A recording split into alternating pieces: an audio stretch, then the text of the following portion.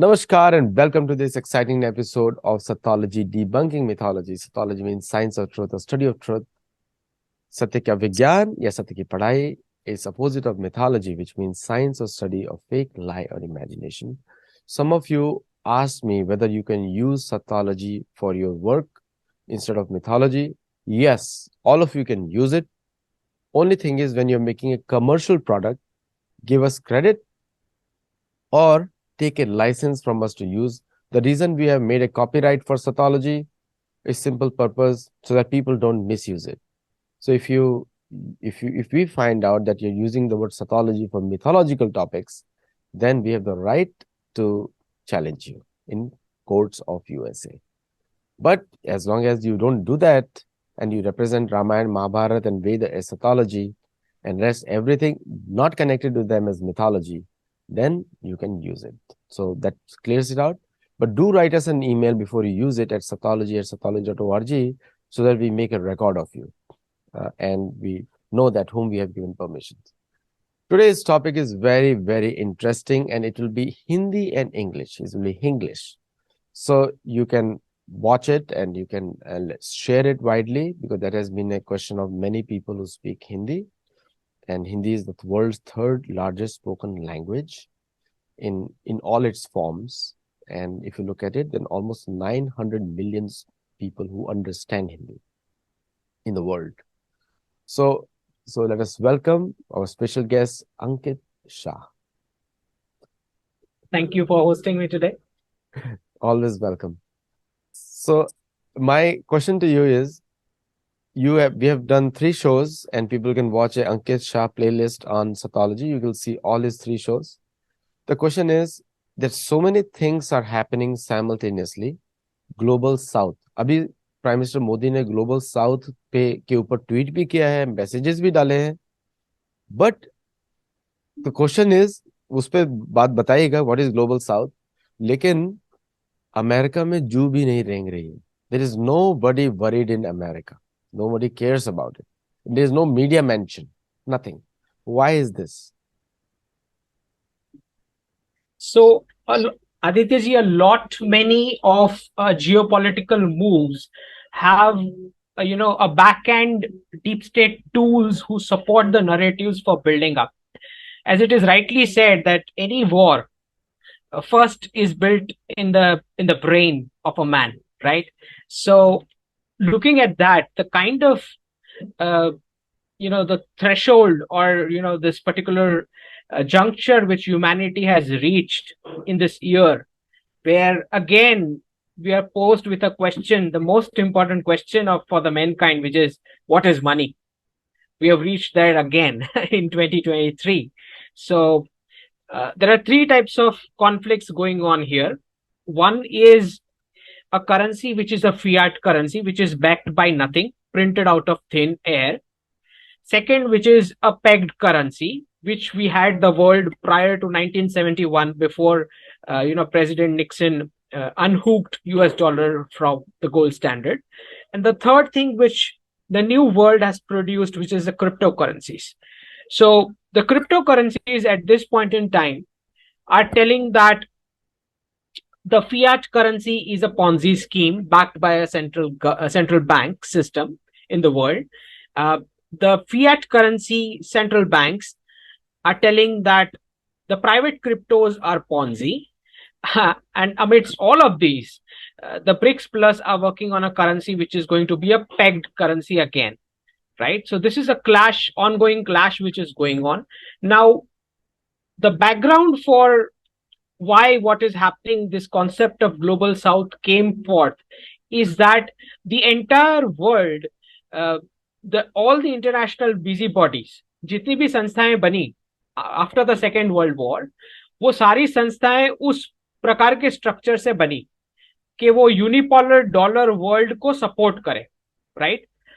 So all the organization, international busybodies, be it United Nations, be it World Bank, or be it the IMF, all these bodies were structured in a fashion that it supports the unipolar dollar world, which means that the Bretton Woods Agreement, which we are talking about after the Second World War, which basically imposed United States dollar as the reserve currency of the world, it's because of that the global south terminology, which particularly means to exclude the Western nations, uh, that is being now strengthened, particularly because now the global south, the countries who are actual producers and has the actual real energy resources to serve the world, they are saying, hey, we are not going to accept a fiat currency backed by nothing, printed out of thin air as payment for our real production and resources.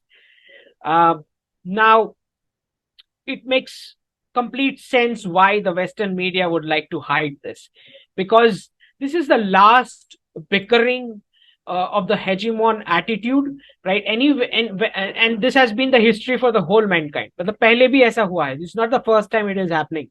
Whenever a hegemon is moving out of picture, the hegemon does not want to feel that it is moving out of the global stage, right? So there will be a kind of sense of being in a denial mode, that no big changes can come. No, the dollar will still continue as it is. But I think the real producers have given the verdict. The countries who are really doing the manufacturing, the commodities work, the supplying the real energy stuff, that they can no longer supply this in exchange of fiat currencies, which is why this entire global south. Now, the fundamental of creating this global south summit is that none of these international busy bodies like the United Nations, World Bank, or the IMF are ready to undertake the reforms.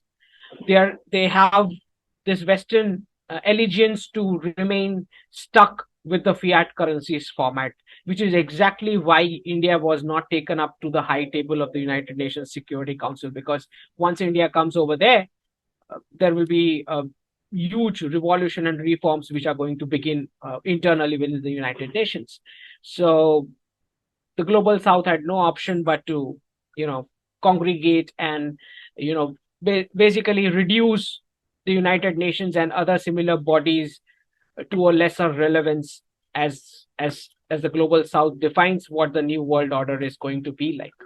So it makes perfect sense for the Western media to hide this because they would not want the masses to panic that the currency that they are holding in their hands suddenly one day is going to become a tissue paper worth.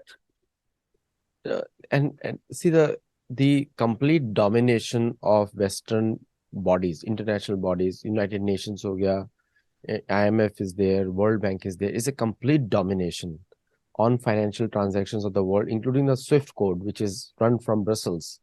And just an XML file for technologists to know. It's a simple XML file through which the transactions happen. But the problem is that the people are actually feeling that they are held hostage by the dollar. And you are the first one to come out so openly, and you have a history of predicting everything accurately. I'm just alarmed that somebody knows future. So so this domination is now affecting African Union, is affecting Asia, Southeast Asia, the prosperity in Asia, and prosperity of even Europe. So the question comes is that and you correctly said that why India cannot be part of UN Security Council, because India has an independent voice. So now when India has openly welcomed this, and Prime Minister Modi is very emphatic, do you think the babus of the Indian administration who are still aligned with the West for various reasons, including agency payouts, so will they actually comply, or will they continue the old ways and say will the government will change, everything will be back to normal, like the India is back, like Biden said? So Aditya ji, the Prime Minister, as long as as much as I've studied him, I mean, he has been the Chief Minister of the Gujarat state of India for this many years. And what I have studied is that he does not believe in changing or giving a Babu a transfer from his position. He believes that the person needs to be screwed over there in his position itself, and we need to get we need to get the efficiency out of him and the outcomes that the nationalist outcomes that the government is moving in that particular, whatever the direction be, right?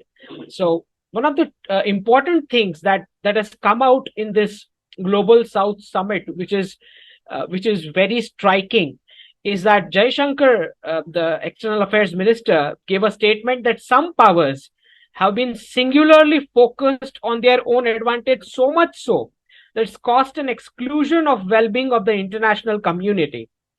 Prime Minister Narendra Modi not just talked about the new Bretton Woods process that should begin, but he also talked that we want a globalization that does not lead to unequal distribution of vaccines or over concentrated global supply chains.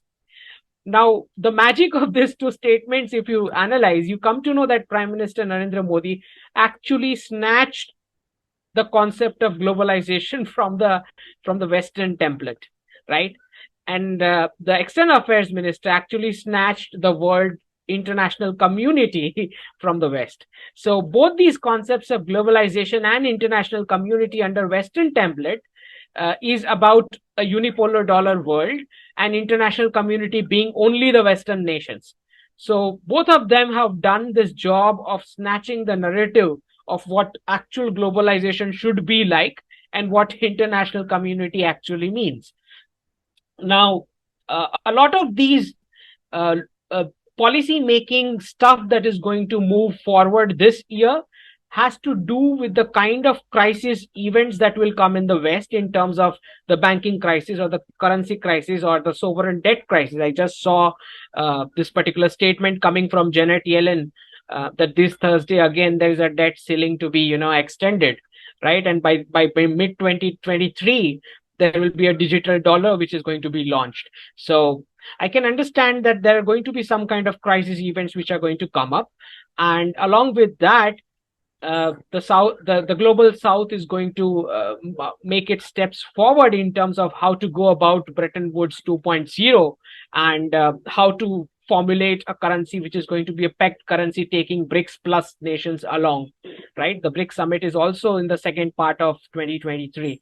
So I believe a lot of the Western crisis events are going to fuel the next steps and the next goals which the global South is going to move towards. And as you mentioned that the babus or the domestic governance machinery in India, जिन्होंने कभी कुछ काम करा ही नहीं या इस तरह के लॉन्ग टर्म गोल्स देखे ही नहीं है, ऐसी डायरेक्शन या विजन तक नहीं देखी, उनके लिए भी एक बड़ा शॉक है. It is as much a big shock as for the Western population. That is going to be as much a big shock for the governance structure, which has never seen this kind of long-term vision from the leadership coming in.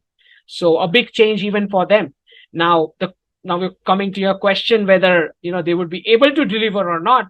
I believe that the Prime Minister and his leadership has this knack of getting the output done at any cost from whoever running the governance be. So I believe even if it's a gradual process, the things are going to kick in because the directions are going to trickle down from top to bottom.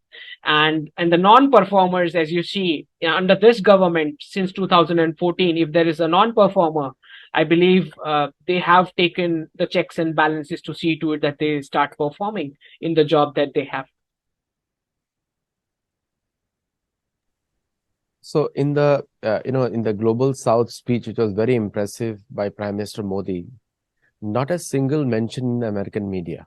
No media mentions, complete blackout of what India is thinking, what the Global South is thinking, and only in some casual comments by the Ukrainian commentators on YouTube shows, they mention that the Global South is becoming a new reality and it doesn't comply with the West. So they are using the words like comply, as if the Global South is a slave of the West. So that mindset is there. So do you think really the Global South is a slave of the West? Well, Aditya ji, any country who's not going to be able to purchase energy in their own currency is indirectly a financial colony of the United States. And there's no doubt about it. I mean, you check out any the data of the last 50 years, as many times the United States prints dollars or does quantitative easing, distributes freebies to its people. Every single time that inflation gets passed on to the developing world, the global south, in terms of whenever they do the transactions in the United States dollar, being the only reserve currency that we have in the world. I mean, 59% of the transactions happen in there. And the same privilege which Euro also has of about 20% reserve currency status. So this entire American and the Western lifestyle expenditure being passed on to the rest of the world for the last 50 years. So I am not surprised if they use the word comply, because I mean, you made the rest of the world pay your bills for 50 long years. I mean, certainly there is a prominent domination that you do exert until now. I mean, until recent times. Now the global south is saying no. I mean, it's simply foolish that the Gulf countries, I mean, whatever the arrangement be, oil for security or whatever the reasons, the diplomatic hegemony or the military hegemony be, it makes absolutely no reason for countries like the Gulf, who have limited crude oil stock or limited energy, to collect US dollar, which is a fiat currency, as a store of value for the future, as a savings for the future, right? Something which is backed by absolutely nothing. It's printed out of thin air. Similarly, those countries who are paying in US dollars, that is the energy consuming nations, it doesn't make any sense to them either, because every single time they do this bilateral transactions in the US dollar, they are actually paying the bills of the Western population indirectly, right? So it doesn't make sense for any of the nation, neither energy producers or the energy consumers, to trade in US dollar. But the formula went on for 50 long years. I mean, it's high time the global south has realized that there are huge costs. I mean, every single time, if you're going to pay for the lifestyle of the West, what that results in, we saw in 2011 Arab Spring.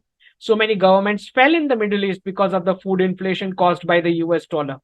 So this is what it is. I mean, the countries have realized that it is the US dollar and the fiat model which is causing all this turbulence, regime change, wars, and conflicts among each other.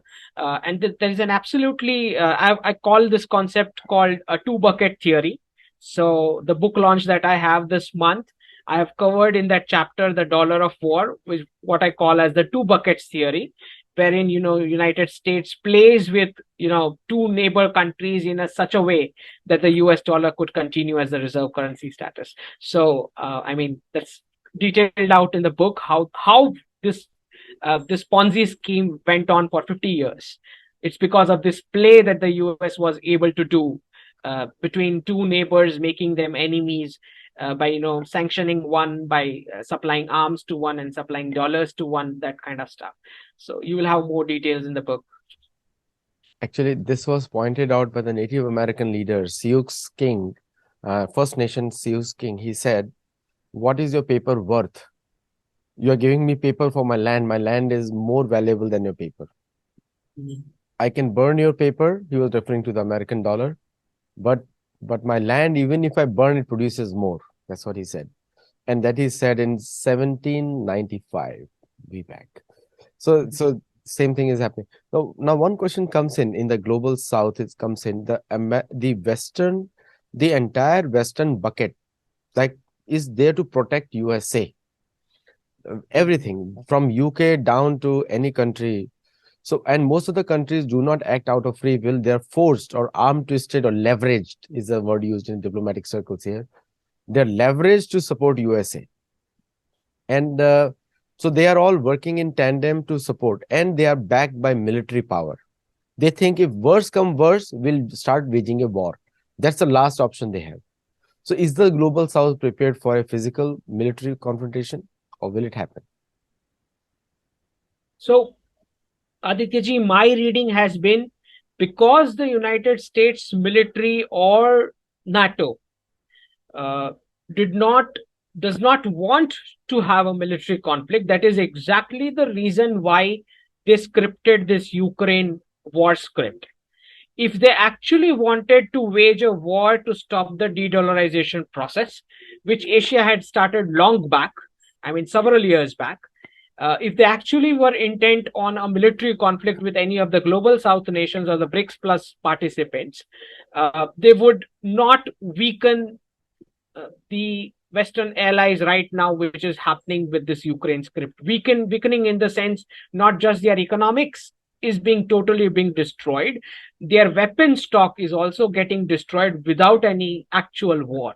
Which means after the end of this Ukraine script, the European countries will be in no position to do even economics or even basic stuff, right? Without waging any actual war. So I think if the intent really was to militarily stop de-dollarization, then United States won't have let the Ukraine conflict go on for so long. I mean, real wars don't go so long. I mean, 2, 3, 5 days, 6, 7 days is more than enough to stop a war. I mean, anybody would even believe that Putin does not know where Zelensky is for this many months. I don't buy that, right? So it's very clear that this entire Ukraine script is a de-dollarization script, and United States military is, or the United States establishment is not interested in a military conflict to stop de-dollarization. But in case if United States really wants to stop de-dollarization with a military conflict, I don't believe even that is possible, because now there are 30 plus intent nations on de-dollarization. I mean, how many countries you intend to war with? I don't think so. Military conflict is a feasible solution. I mean, I could understand if it was one Saddam Hussein or one Gaddafi, uh, whom you killed and finished off and whatever, and stopped de-dollarization. But now there are 30 plus nations. How many nations are you going to attack? I don't think so. That is going to be a plan. I don't think so. So, one natural question comes in, like if the amount of pressure that was put on Russia by the West, by sanctioning and other things, it was a financial war. If the similar situation would have been with India, would India would have collapsed? This question would have come collapsed by now because military sanctions and other things, because Indian economy will go down significantly. So, I mean, we need to understand that India is out of that era where you could sanction and threaten a country. I'll tell you exactly the reason why. India is the only country which is doing pure economics today at this point in time. Rest all the other nations, I can tell you, Adityaji, some or the other way, they have behind the curtain friendship and diplomatic maneuvers to seal the trade deals and etc. kind of stuff.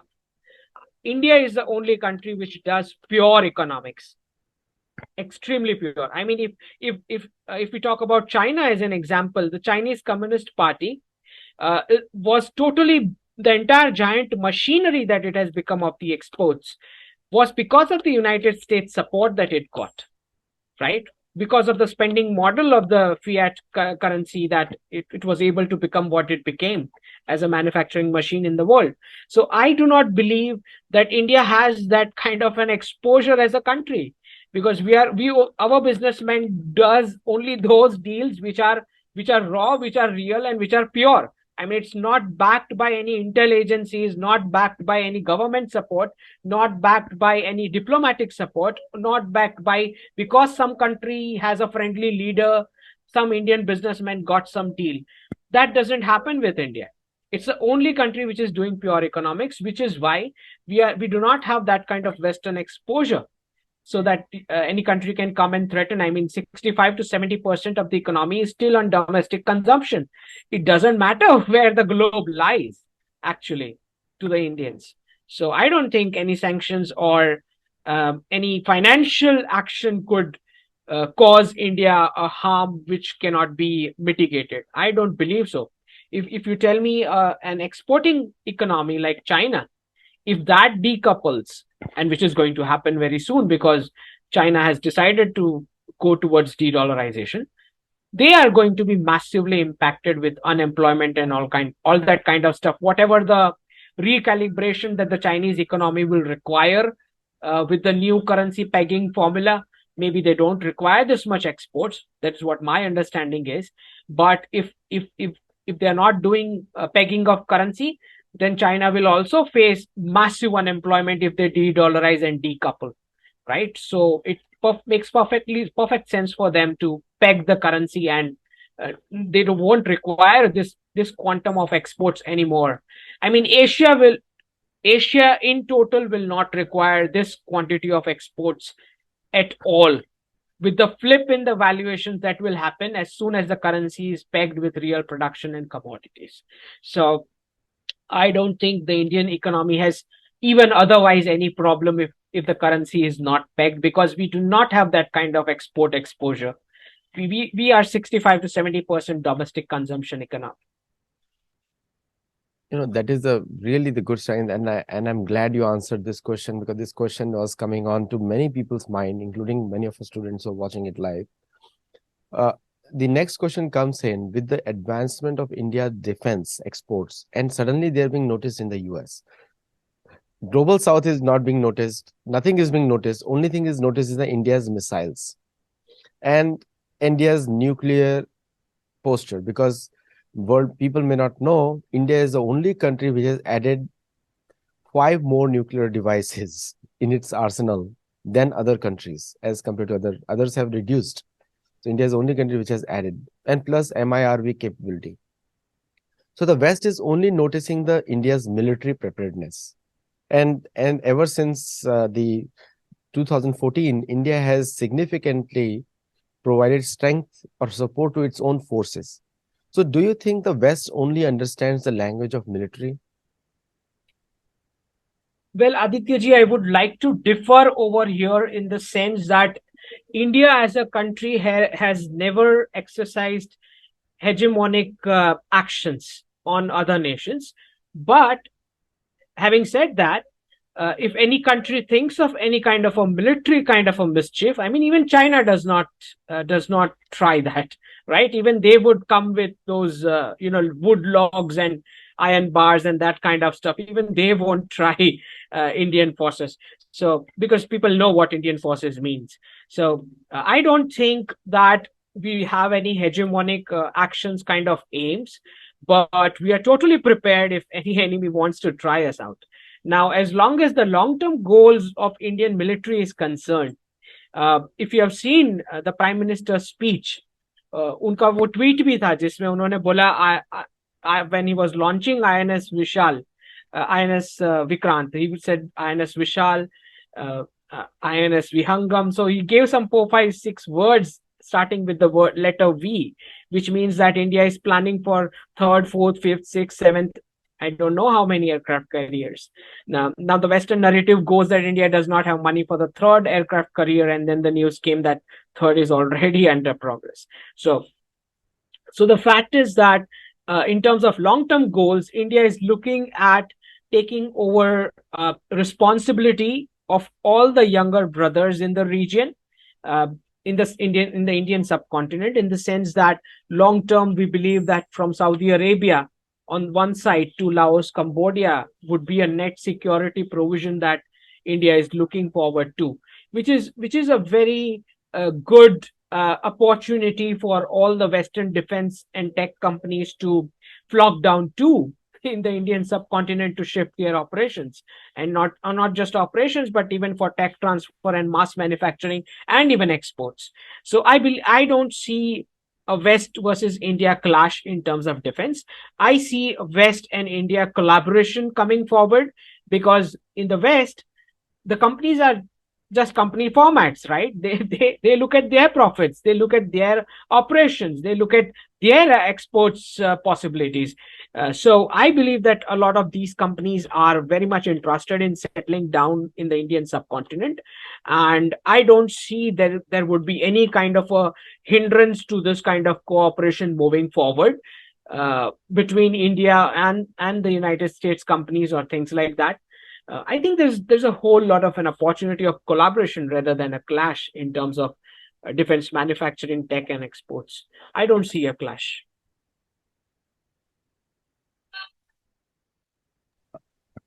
Coming to the American financial system, which is the banks, American banks.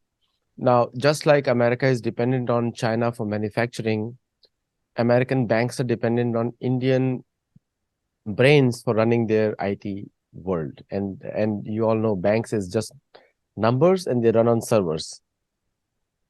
So, do you think that Americans now, as India becomes officially again the leader of the global South now, will the American banks will be threatened by Indians, so many Indians working in their banking system, and all their offshore work is located in India? And will that produce a threat to the services sector, which you mentioned in your tweet, also one of them, that it is the Indian developers, Indian brains running the databases, algorithms. So will they be taken as a threat going forward? Mm.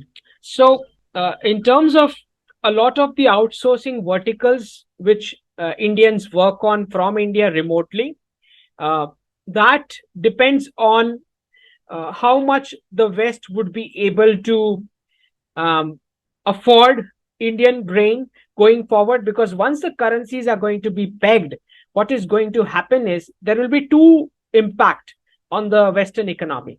One is there will be a prolonged period of higher interest rates, and this higher interest rates regime means uh, the Western companies want to be able to afford migrant brains.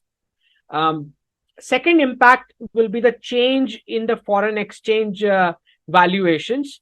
So if you're talking about US dollar to INR, Indian rupees, I don't think many of the Western companies would be able to afford Indian brains, even in the outsourcing verticals. So, to be very frank and honest, Adityaji, a lot of exports from Asia to the West is actually going to stop. A huge bunch of exports, be it services, be it manufacturing, that is going to stop, because with the new valuations in the foreign exchange with the pegged currencies, I don't believe West would be able to afford any of these services. And also you need to understand that the Gulf has lesser and lesser crude oil to offer going forward because of the limited stock, and Asia has, you know uh, has to prioritize the customer. So Asia would be looking at serving more of Asians and the Gulf customers rather than the West. So even otherwise, from the Asia side, there would be a very less interest in exporting services or goods to the West, unless there is something, which is very unique and even the West can afford with the new currency rates. I don't see moving forward even immigrant brains the Western companies would be able to buy and bring in the West, which is a big trouble for the West, because the last 50 years of the fiat currency has had a very uh, destroying effect on the capacities of the Native Americans and the Native Westerners. Because when you give easy and cheap money, you go rogue. You start misbehaving with parents. You start misbehaving with people around. Uh, you are not serious about studies. You are very casual about relationships, and all these actually factor in your economic performance and your performance at the work as well. So I believe that once this cheap money goes, uh, there will be a vacuum of brain in the West, because the immigrants will also be leaving. So it's going to be difficult. It's a difficult period that is going to start for the West overall, because high interest rate means the profitability goes down, the innovation goes down. You won't be able to buy immigrant brains anymore, and now the natives need to actually study, actually have stable families so that they can complete their graduation, post graduation, whatever. There is no free loans. I mean, low interest loans will be gone, which means no more usage of credit card. I mean, the whatever the world the West created for the last 50 years, it's going to be completely upside down. And I think that's going to be a big shock for the Western economy. And I think a lot of effort of decades will go into beginning manufacturing home. Uh, and I've already, as you know, predicted the economy will get trimmed heavily. I mean, 60% reduction to salary levels, a cut in the socialist freebies, retirement entitlements, the income security, and all this kind of stuff. So all the interference that the state was doing uh, in the person's family and personal behavior, that interference will roll back, which means the state will no longer be able to issue this freebies and cheap money anymore, which means people will have to start behaving, the Western people, and they will actually have to perform on merit, and take up skills and actually study well, have lesser divorces and have a stable family, and those kind of traditional concepts will come back. So it's going to be a big churn and big, uh, you know, I would say it's a moment of facing the reality and the truth in the world, because the cheap and the easy money created a world of illusion for the West, and that illusion is going to break now. And you need to understand that 100 years, 100, 150 years, Britain looted India and built the entire West by the exports of that British savings from the Indian loot. So a lot of United States, Canada, and Australia as British colonies were nothing but the spending of the Indian loot. So 100 and 150 years, you spent that money. Next 50 years, you had the United States dollar as a fiat reserve currency format with which you made the Gulf and Asian countries pay your bills. Now what? I mean, please now start working. I mean, you have to earn your own money. What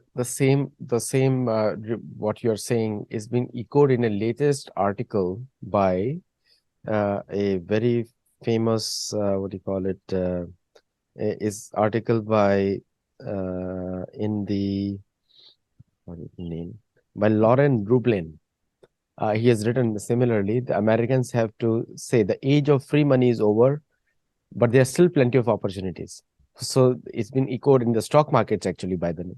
And stock market news is the real news because they study the actual what's happening on the ground, and numbers never lie, and they are saying it.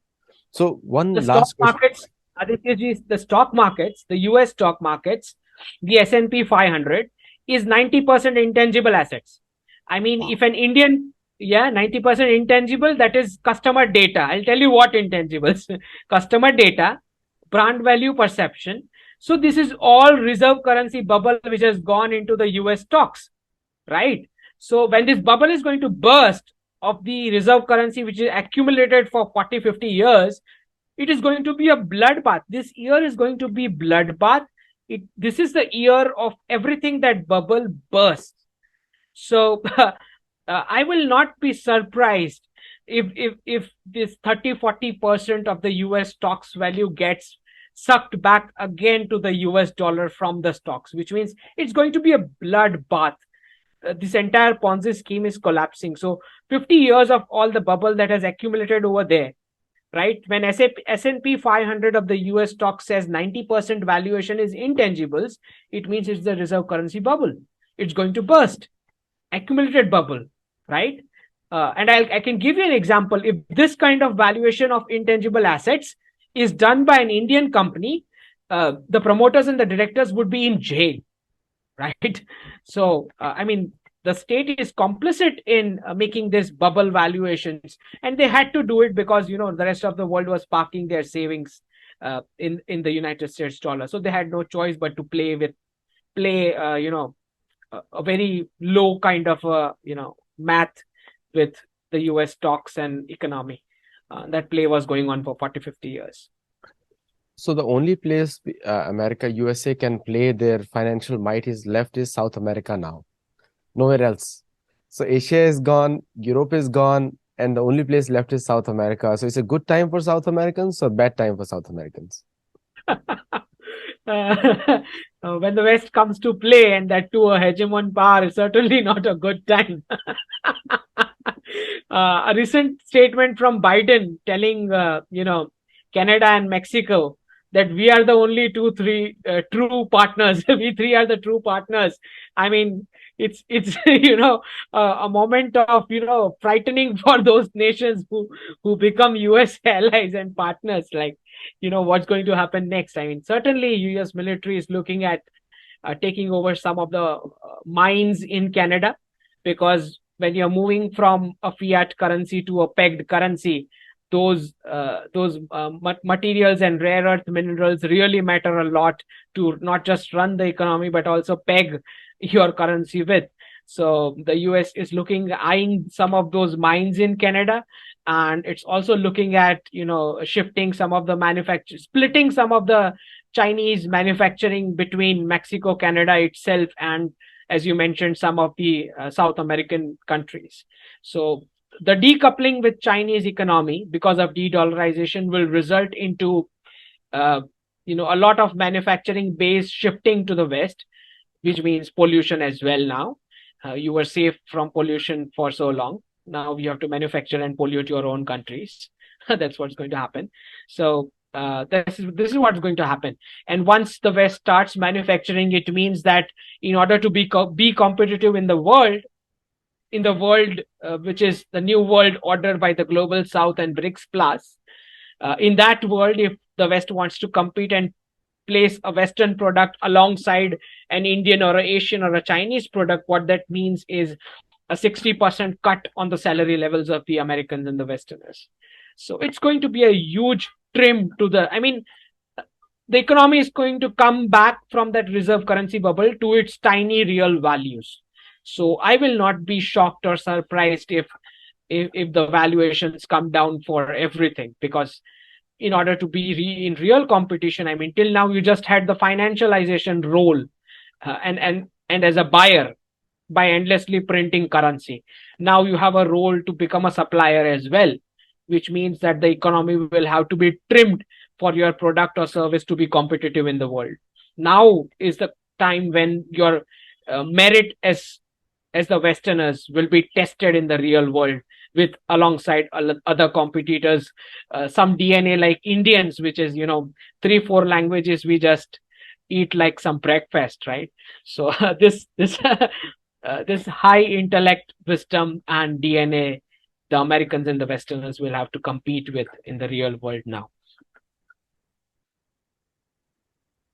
Yeah, it's a scary situation, because in the generally most of the American politicians have stuck to their position of guarding the southern borders. And now when Mexico becomes a true partner of US, a true partner, I'll say. So it's a scary situation for them, what is going to happen to them, because Canada is still the colony, British colony, and ruled by the monarch. And this recently Canada banned Jordan Peterson. He was so proud of his Canadian thing, and he had to come out with a report, with a video 2 days back, that how he has been silenced by the Canadian authorities. Obviously, the guy who wears colored socks is almost like a Cuban communist, and he's the prime minister of their country. So Canada and he's silenced, and now he's remembering his American European roots. It's not going to happen because Quebec is ruled by the French. So why should the Mexicans be scared now? Well, I think it's going to be two ways. I mean, if you are going to screw them, they are already screwing you with drugs and fentanyl and whatnot. But the thing is that now the problem is going to be that US would want to split the manufacturing which China was doing till now for the West among the Western partners, because, as I said, the West will not be able to anymore afford buying Asian stuff. So because of the change in the currency valuations. So what is going to happen is, Mexico is an easy target, is what the United States is thinking. Now, many of drug laws, as you might already be aware of, many of church-related antisocial elements, which are also very much active in that zone, is going to clash with the United States government in various ways. which is why now a secured migrant policy has become a compulsion.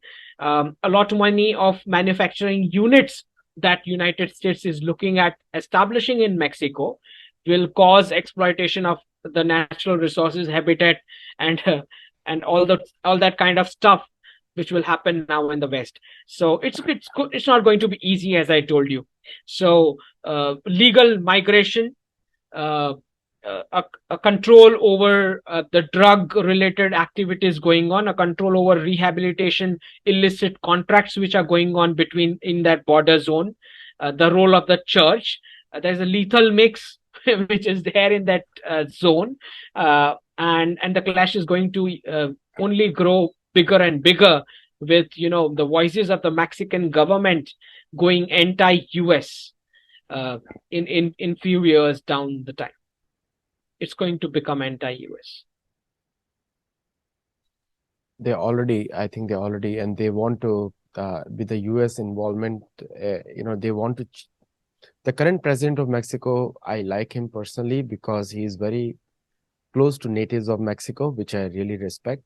2013, Mexico is the only country which made Spanish as one of the main languages, not the main language. So that Nahuatl is a most spoken language there, other than Spanish. So, do you think that the U.S. regime wars will now, they've targeted Peru, they targeted Brazil, all those countries. Brazil was a BRICS partner, is a BRICS partner. So the government has changed now. It's a very pro-American government now. Protests are all over Brazil. Peruvian government was very pro-India. And many Indians do not know that Peru and Panama and Mexico are the three countries welcome Indians. These three countries welcome. So guys, if you want to go, but don't cross the border, please. So and so so do you think the Mexico is the next now? Yeah. So a lot many of South American nations and the African continent. These are the two new war zones between uh, BRICS Plus and the Western grouping, whatever that you want to name it. So these are going to be the areas of indirect war zones, proxy war, what you call it, information warfare, narrative warfare, regime change, and all this kind of stuff. Because the influence of the United States, which was till till the Middle East and the Asian and the Indo-Pacific, I think all that is now reducing to fewer and fewer nations, which means that now all their focus would be on the South American nations. As you rightly pointed out, the leadership changed. Bolsonaro now replaced by Lula, and Lula, despite the fact that he was a proponent of the BRICS currency, original proponent of the BRICS currency, many experts see this as a kind of an intervention by the United States agencies to put him in power, to stop Brazil from aligning with the BRICS Plus nations and whatever. In terms of the kind of grouping, I think United States is going to have a lot of it will cook up a lot of internal clash, as we see in all the South American countries, and Africa, as I told you, is a new war zone. By the way, India has declared some defense exercise with 40 plus African nations going forward. So, as I told you, the African continent and the South American continent are the new war zones. The Middle East is now clear in terms of moving towards the global South and the BRICS Plus. So that zone, the West has already lost. So thank you so much, Ankit. We spoke a lot in these sessions, and please do watch, people who are watching the show on YouTube, do watch it on the playlist for Ankit Shah, and comment on there. All the videos are in series, and there is no content dilation, like in terms of we have not removed anything. Everything is 100% same.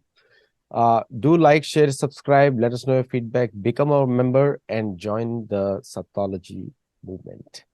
Namaste. Thank you.